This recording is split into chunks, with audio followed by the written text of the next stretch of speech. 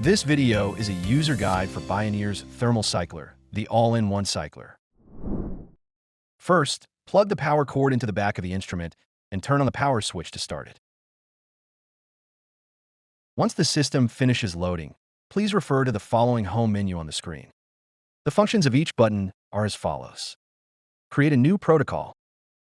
Open or edit an existing protocol.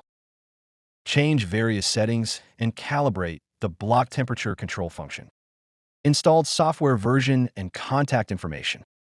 When you tap New Protocol, the following screen will appear, and the functions of each section are as follows.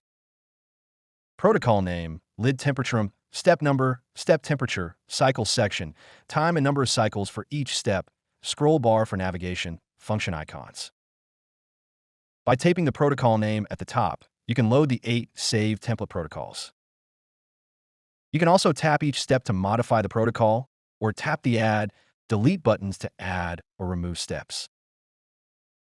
On the protocol editing screen, you can perform the following operations. Adjust incubation temperature and time. Set up gradient PCR. Set up cycle sections. The created protocol can be saved to a desired folder or a USB drive by taping the Save button.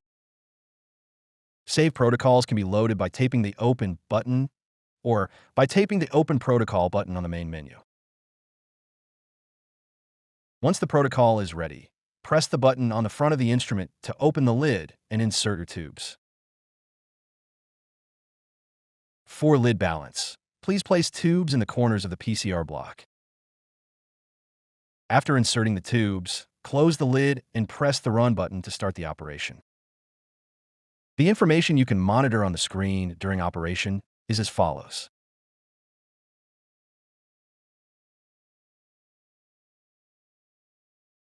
When the reaction is complete, open the lid, remove the tubes, and turn off the power switch at the back of the instrument.